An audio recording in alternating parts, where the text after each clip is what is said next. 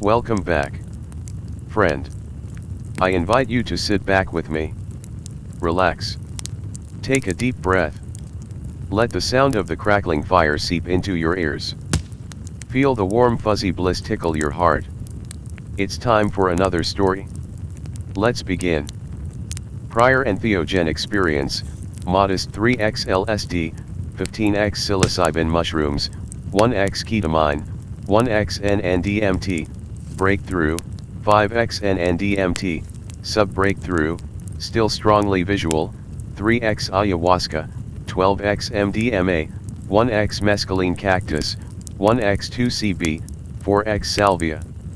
RX meds, mesalamine, timed release, OTC, multivitamin, 5-HTP, 100 mg per day for the past 8 days, safety measure from the previous week's MDMA experience, various micronutrients, glucosamine sulfate. Worldview, in flux, years of mostly materialist agnosticism beginning to feel stale/insufficient. Out like a light view of death fading in certainty, more interest in cosmology and new views of the structure of reality. Background in Zen meditation, simple awareness practice without theological components, with a strong intellectual and intermediate visceral appreciation for oneness and the unreality of ego separation, roughly intermediate student level of practice experience. Set, intensely curious with mild apprehension and recent sorrow. The month prior included some unraveling of my recent first experience with smoked NN-DMT and its world-shattering mysteries. I broke through at the first attempt and despite a great deal of prior reading was completely unprepared for its sheer intensity. This seems to be somewhat par for the course, and having returned fully intact, energized and fascinated by the palpably living quality of our shared/unified reality, I was excited to take an LSD TRYP with an exploratory purpose, to set my spiritual eye on fire and apprehend some hidden aspects of my own psyche and our universe. I had worked meditatively and introspectively to integrate the DMT bizarreness as fully as I felt able, and now it was time for a new lens to continue that work and acquire/generate additional insight. The time was chosen carefully. My work is demanding, requiring focus and rapid processing while multitasking, and I didn't want any out-of-phase period afterwards compromising my obligations or adding pressure to the experience itself. As the chosen week drew nearer, a piece of shocking news came. A good friend of mine from graduate school had taken his own life, a gentle person whose gruffness was transparently defensive and easily dissolved, a good man with a strong mind and exceptional ability to see value in others. May his transformation be blessed. I gave the next several days over to mourning. After the highest waves of sadness had broken and the day chosen for the TRYP was at hand, my first instinct was the protective brain's reminder: a recent emotional upheaval is a dangerous time for strong entheogens. Good advice, generally speaking. But this was also a time of great joy, my upcoming engagement to L, a new family, hers, giving genuine love and acceptance, and being reunited with a sibling and family after years of living far apart. I sat with the conflicting possibilities and came to feel that in a time of huge change, an earnestly sought spiritual voyage could have strong healing and connecting power. I discussed this with my partner, L, and she agreed that it felt right. It was to be her first encounter with LSD and my fourth. I last took LSD roughly 4 years ago.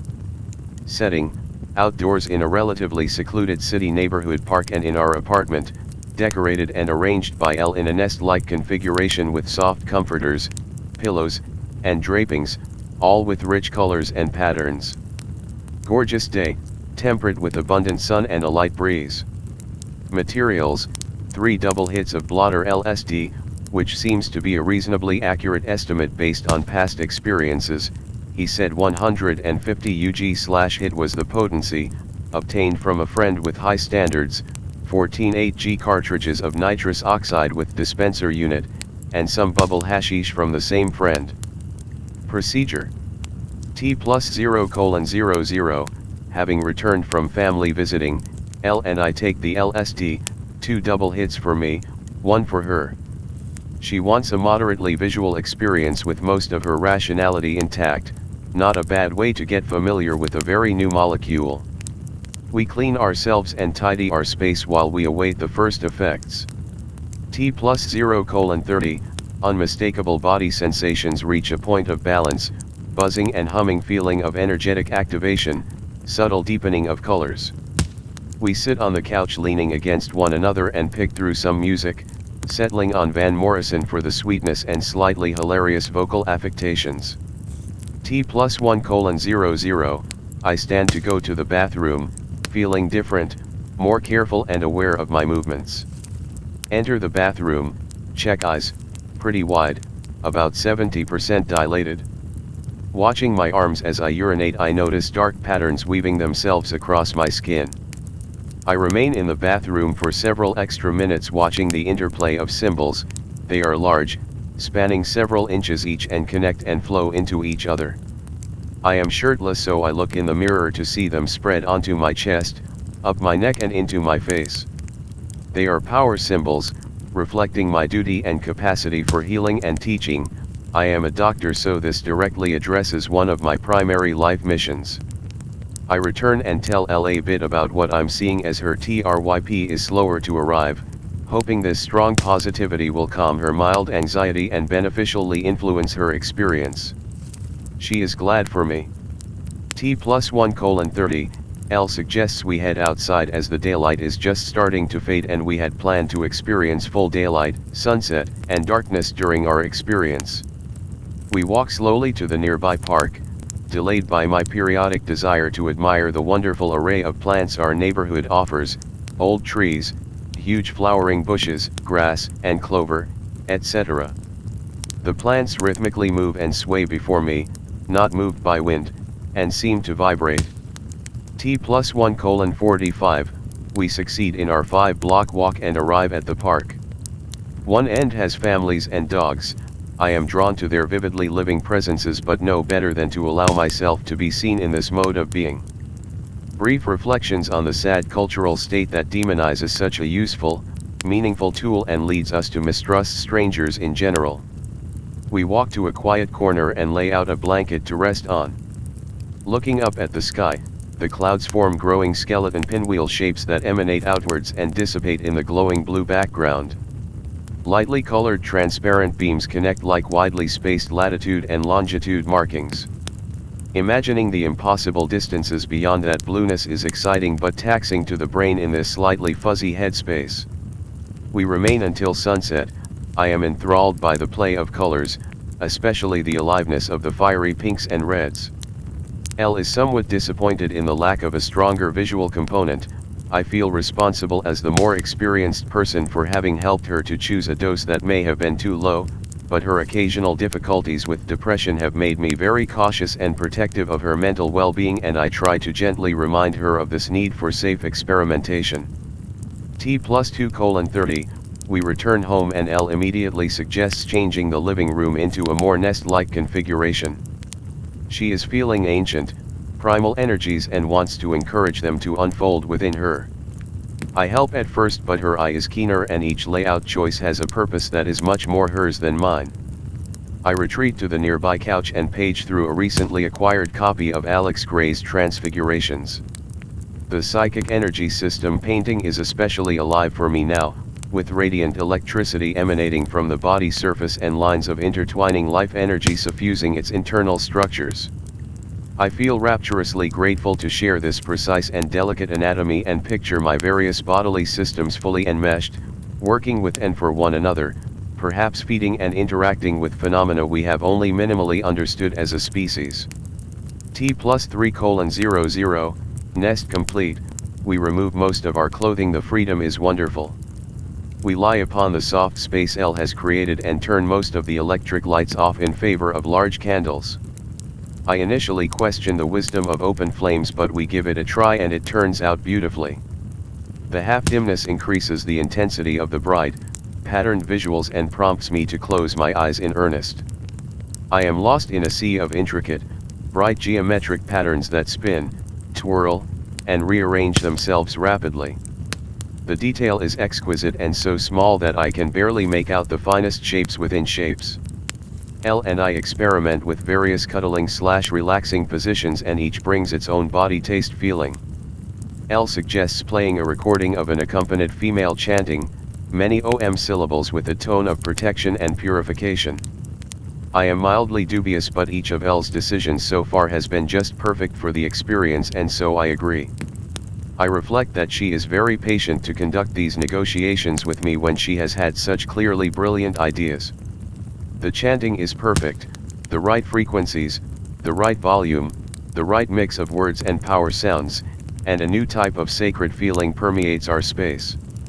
T+4:00, visuals intensify, with closed eye patterns becoming a sea of interlocking blue and yellow and green and white eyes. I can't help but feel that this is a response to having recently encountered Alex Gray's work, and as I have this thought, the eyes catch fire and move upward to congeal into a radiant crystal unfolding and vibrating with shifting colors and light. It feels as though the crystal has many projections into other states/people/dimensions. This characterizes the primary closed eye visual theme for the rest of the TRYP, with many variations. I feel deep self-love at finding such a beautiful image in my mind, and this love transforms into a love for the cosmic reality that has manifested itself in my temporary form/container. I share a few of these thoughts with L, and she provides lovely reflections mixed with her own insight and experience of reality. I look at L's mostly nude body and experience a renewed appreciation for its perfect assembly of shapes and lines, textures, and depths. I share in the sense of primal power and perfect structure when I look at my own body, contracting muscles to watch tendons slide, tracing veins and feeling the pulse of my arteries, all imbued with sacred symbolic pattern images. T+4:30, L has been very quiet for some minutes, eyes closed with an appearance of serene introspection. She begins to cry gently and softly, mostly with silent tears and the occasional more forceful exhalation. I take her hand tentatively and she responds with firmer pressure, communicating that she is all right, that the things she feels are handleable and for her. Her eyes open and we embrace. She has explored some difficult inner places and found her own strength, resilience, and power qualities: love, drive, passion, cheerfulness, supportiveness. She is joyous. I feel the time has come to add some nitrous oxide to the TRYP, having only once combined it with a true entheogen, psilocybin mushrooms. I am very excited to see what LSD will unfold into with this unique potentiator applied. I explain a bit to L about my experience with the combination, gently remind of the need to go slowly at first, and make the preparations. 2 cartridges are released into the machine and I sip at first, then inhale deeply as the first rising vibrations are felt as safe and pleasurable. Visual patterning is brighter with open eyes and assumes a more melting/flowing/exploding character. I finish the container and close my eyes with my breath held for about 20 seconds. As I exhale, the intensity continues to build and multiply and I am spiral sucked into being the patterns I see. I feel new extracorporeal aspects of myself unfolding into unseen realms and churn blossom into a multi-consciousness shared being, our tendrils embracing with an alien-tinged love anything we can envelop. Collectiveness becomes unity and a certainty that there is only IT and I am a container for a small piece of IT for a small time. There are small fleeting worries of is this too much, but I can pull back slightly or push forward into it, like a well-trained muscle being contracted and relaxed. This lasts for maybe 10 minutes and variants of this metamorphosis accompany my subsequent inhalations. T+5:00, L decides she would like to add some nitrous oxide to see if her mild visual effects might intensify. She sips first also but immediately feels ready for more and more, finishing the 2 cartridge dose quickly, then lying back. After her exhalation, she arches further backward, not straining but close. Her expression remains calm and deeply aware, so I have no concerns for her well-being.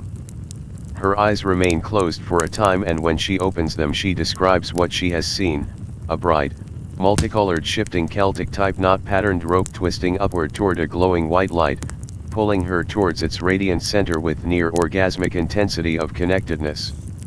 Her energy is palpably sacred and deeply respectful, and my love for her flares at her capacity to experience such profound connection. She immediately begins tidying and organizing the used canisters which we have scattered throughout our nest. She does this with reverence and no sense of external obligation. As she does so, she explains what she has learned, that the combination of nitrous with an entheogen is its true purpose, that to use it recreationally as we have, albeit infrequently, is too far from its full potential to signify appropriate respect.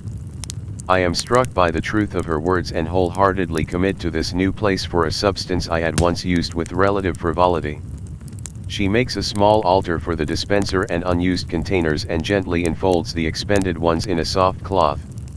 We continue to talk and share our feelings and thoughts about reality, the nature of ourselves, the meaning of each other in our lives, and what our passing from this life might entail.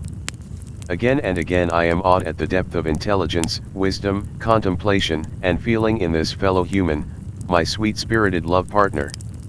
T+6:30, I am so thoroughly engaged by the process of writing, drawing, creating that I can think of little else. My pen is carving into the paper and the ink looks like sheer blackness of the void, dripping around my lines and bleeding slightly through where I let the point linger. It is breathtaking. T+7:30, L feels the true end of her experience drawing near and requests some Valium to help smooth the come down. I am on it, quickly rushing to obtain and share anything she would like to have. I fail to consider at this point that I am still in full peak and very much want her company for the rest of that intense time. This will dawn on me about 30 minutes later when she begins to exhibit signs of fatigue. At this stage we conduct a brief but immensely powerful death ritual for my deceased friend. I share and visualize/channel his many admirable qualities, speculate on the lack of self-created meaning that may have contributed to his self-caused end, and affirm my promise to positively connect with and nurture as many living beings as I can. T+8:00, L is visibly fading, and with the dimming light of her consciousness comes a strange pang of fear at being alone for what I anticipate will be 4 to 6 hours of strong TRYP. Especially having just invoked the strong concepts of death by suicide and the difficult memories of such a recently lost friend.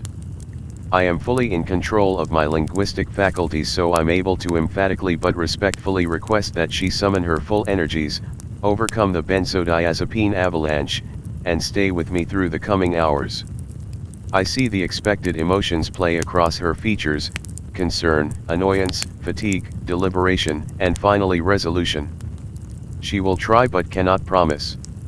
This is not initially comforting, as I feel the possibility of her involuntarily leaving me for the sleep realm as something neither of us can fully control. I thank her for her intention and take several minutes to sit silently, eyes closed. I feel the fear balloon, crystallize, and I simply surrender to the experience, witnessing it and my thoughts in the manner of quiet awareness practice. This gradually allows the stronger fear to pass, although L's drooping eyes and slumping posture bring some recurrence of anxiety from time to time. I offer a compromise by taking 3 milligrams of Valium and a long draw of hashish smoke to try and bring on sleep earlier, knowing inwardly that it will make no difference when my senses are so fully ignited. If anything, the hashish minimally increases and subtly alters the TRYP, perhaps adding an edge of slight unease. I try to engage her in conversation, which is limitedly successful until, after a second emphatic request to truly awaken if she possibly can, some inner decision is fully made in her mind and it's like a light is switched back on. We converse in the intensely meaningful ways we had been earlier, talking about her recent outdoor experiences, the friends she made there, the skills and lessons she learned. I am again enthralled by her wisdom and sense of purpose. A light is kindled in me as well, and my TRYP reclaims its uninhibited, joyous character. T+8:45, L suggests a ritual bath as a tool of purification and self-discovery, mentioning that it has been useful for her in the past, with no entheogens required.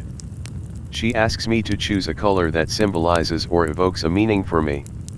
I consider for a few minutes, then choose green. She suggests I prepare the bathroom by arranging its contents in a deliberate way while she assembles items that I can choose from to comprise the bath. She informs me that her role will be a silent one as I make these choices.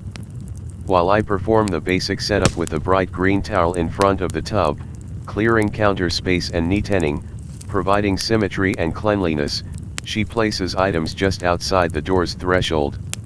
She has brought me a large leaf cluster with a hexagonal inner structure, clusters of small flowers from our earlier nest, a large thin leaf like an oversized quill, a large sprig of fern, 2 ornamental trays of candles, 2 eggs from a friend's yard chickens, vessels with coarse salt and olive oil, a tall empty vessel, and the altar holding the nitrous dispenser and 2 cartridges.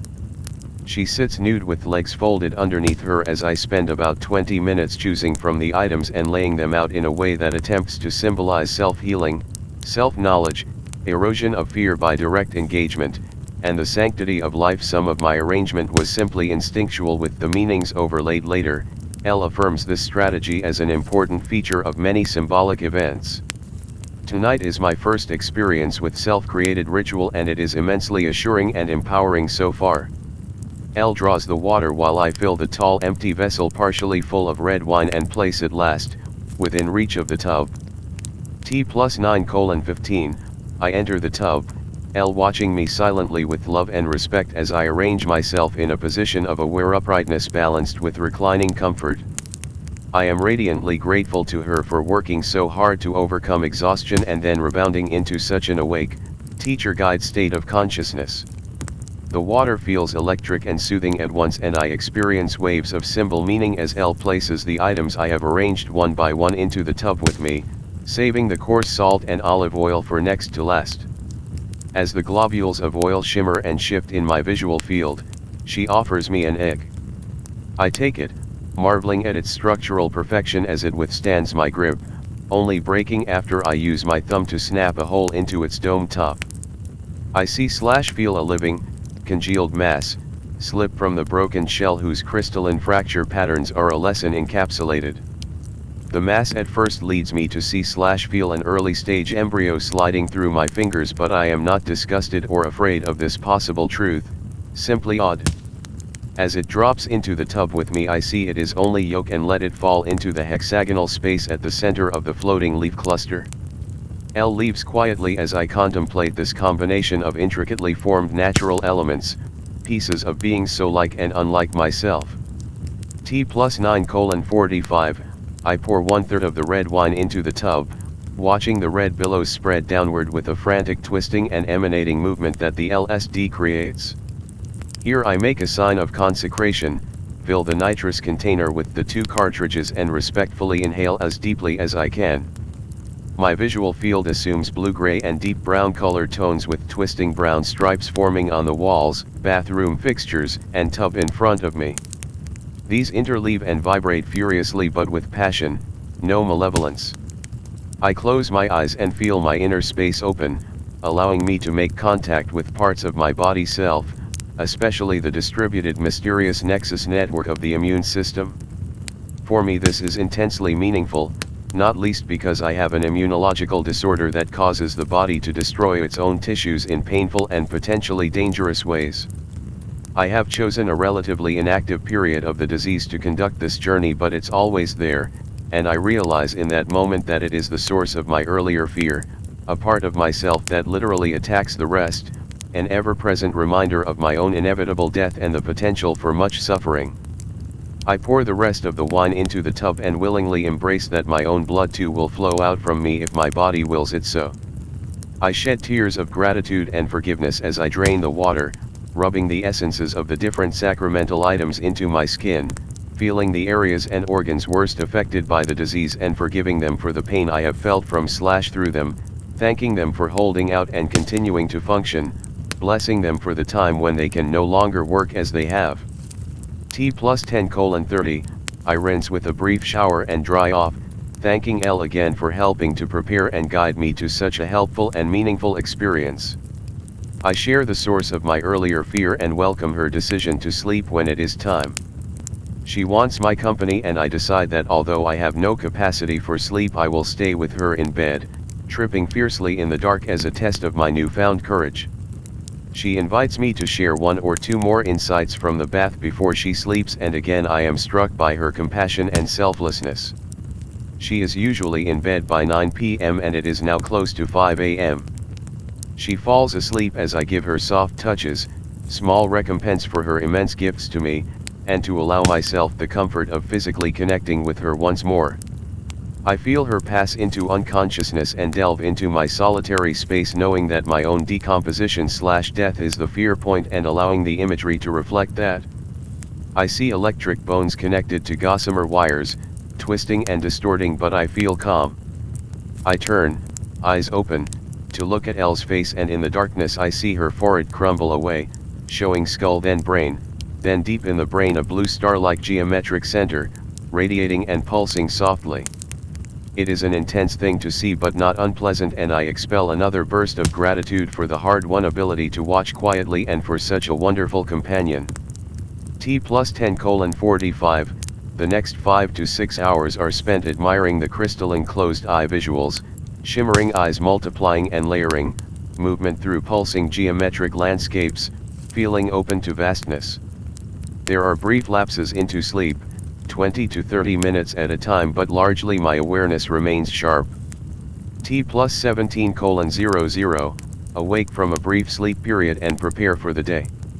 We had planned to meet some friends for a bike ride, and although Elle and I gave ourselves the option to withdraw, I feel so energized and desirous of seeing them that I throw myself into preparation. Before long though, I am compelled to draw, with ink and paper, some of the more important stylistic/thematic elements of last night's visual experiences. It is difficult, as I'm not a practiced artist and have very poor penmanship even, but I concentrate and none of my pen strokes prove to be wrong. I shed a tear or two as I recall the significance and dedicate this first act of visual art creation in many years to the distributed essence of my deceased friend. I resume packing up bike gear and find Elle awake, surprising given her brief opportunity for sleep. She wants to join in on the ride, which brings elation and thanks for her continued perseverance and sense of intentional togetherness. She has been through a lot and keeps on going for both of us. I defecate for the first time since the initial hour of the TRYP and notice blood. It is an unusual but not unheard of symptom for this level of disease activity, and I am grateful for the lack of pain. The bodily self-forgiveness I felt and extended last night remains as I interact with these somewhat difficult quirks. It is possible the increased activation of my sympathetic nervous system by LSD is the cause of this trouble, but just disrupting the circadian rhythm can exacerbate it, as can emotional stress of the kind I've been processing for the past near week. Symptoms abated shortly after this episode and remained mostly inactive thereafter. No true flare-up was triggered. Elle suggests I consider decorating myself in some way to consecrate the ending stage of the TRYP. I still have closed eye visuals, and so I perform a brief nitrous ritual which brings back a heightened sense of sacredness and open eye patterning with slithering, spinning light/dark circles roaring to life for 10 or so minutes while I decide how to adorn myself. I end up with the fern sprig tucked behind my left ear and 2 mud symbols painted on my bare chest and left arm, made from nearby yard dirt mixed with leftover olive oil and fresh water. I feel power and mercy coursing through my whole being as we finish preparing and leave to meet our friends. I gave serious consideration to the safety factors involved with a bike ride in my post-TRYP state. Reflexes and balance felt completely unaffected, and my mental clarity was similarly unfazed. I found myself being a bit more cautious than usual, if anything. All my senses feel heightened and colors remain a bit richer than usual, although on a bright and gorgeous day it can be hard to differentiate. CEVs remain minimally present for another 4 hours. I thank everyone quietly for their presence in my life and feel like a better listener than usual. I have the opportunity to pet 2 beautiful dogs, which I would not always choose to do, but am now thrilled with, feeling their gentle animal spirits that hold such mixed seriousness and silliness, much like myself and all of us. Blessings to you all, we are one. And that's that. I thank you for listening. Before you go, I just wanted to tell you that I love you. Just in case nobody ever told you that today. Now, friend. Good night.